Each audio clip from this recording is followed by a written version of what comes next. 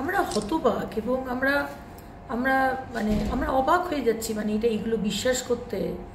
যে তথ্য সামনে আসছে, কিছু স্টুডেন্টসরা সামনে এসে বলছে যে তারা যদি এই দাদার মানে মনোজিৎ বলে যে মেন অ্যাকিউজড, তার যদি কথা না শোনা হতো, তাহলে পানিশমেন্ট হিসেবে সেই সব মেয়েদেরকে বলা হতো তোমাকে মন্দারমণি বা এরকম কোনো বিচে যেতে হবে দাদার সাথে 2 দিন কাটাতে। যদি তুমি কাটাও তাহলে তোমার শাস্তি হবে না, তা না হলে তোমাকে যেতে হবে, এটা শাস্তি ছিল।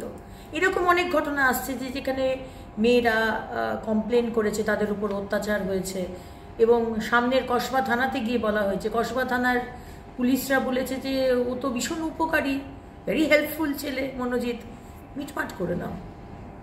আর গতকাল আমরা যখন সিপি সাহেবের কাছে গেলাম, ভার্মাজি তো বললেন যে আপনি বিশ্বাস রাখুন, আমার জুরিসডিকশনের মধ্যে আমি কোনো কিছু হতে দেব না। আমি বলেছি মিস্টার ভার্মা, আপনার জুরিসডিকশনের মধ্যেও মহিলাদের উপর অত্যাচার অনেক হচ্ছে।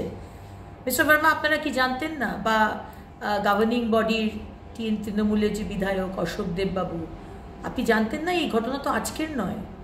এই যে মনোজিৎ, যাকে আপনি পিছনের দরজা দিয়ে ঢুকিয়েছেন, হ্যাঁ, আমাদের কাছে খুব স্যাঙ্গুইন খবর, আপনি পিছনের দরজা দিয়ে এরকম 3টে ছেলেকে আরও ঢুকিয়েছেন, তার মধ্যেই মনোজিৎ। আমি অবাক হয়ে গেলাম, গতকাল সেন্ট্রাল কমিটির রিপোর্ট পাঠাবেন, সেখানে বলা হচ্ছে যে ভাইস প্রিন্সিপাল তাকে জানিয়েছে, যখন 26 তারিখে সে জানতে পারে যে 25 তারিখে এই ঘটনা ঘটেছে, vice principal Mrs Nayna Chatterjee যখন অশোকদেব বাবুকে ফোন করেন, অশোকদেব বাবু বলছেন আজকাল ছুটি রয়েছে, সোমবার দিন দেখব।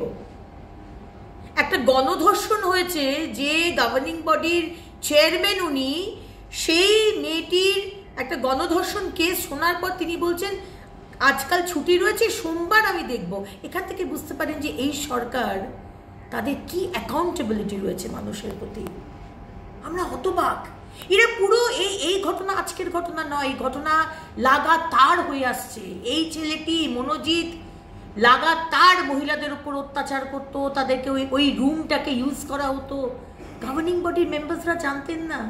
দেখুন, কালকে সেন্ট্রাল কমিটির কাছে অনেক রকম তথ্য গেছে এবং আমাদের সম্মানীয় বার কাউন্সিলের চেয়ারম্যান, অল ইন্ডিয়া বার কাউন্সিলের চেয়ারম্যান সম্মানীয় মানন কুমার মিশ্রাজি ছিলেন, উনি এগুলো নোট করেছেন। আগামী দিনে কি হবে, কিভাবে ডেকে পাঠানো হবে, সেটা তো সেন্ট্রাল কমিটির রিপোর্টে বোঝা যাবে। কিন্তু আজকে যাদেরকে ঢোকানো হয়েছে, এরকম বহু ছেলে মেয়েকে ঢোকানো হয়েছে, ঢোকানোর নিয়মই নেই। ক্যালকাটা ইউনিভার্সিটি থেকে জোর দেওয়া হয়েছে এগুলোকে ঢোকাতে হবে। সিট ভরে গেছে, তার বাইরে গিয়ে বলা হচ্ছে ঢোকাতে হবে। আর আজকে আপনারা বলে দিচ্ছেন কলেজ বন্ধ করে দেবেন। এখানে তো বললাম না, কোনো অ্যাকাউন্টেবিলিটি নেই। আজকে যে 600-র ওপর স্টুডেন্ট ওই কলেজটিতে পড়ে, দক্ষিণ কলকাতা আইন ল কলেজ, তাদের ক্যারিয়ারের কি হবে?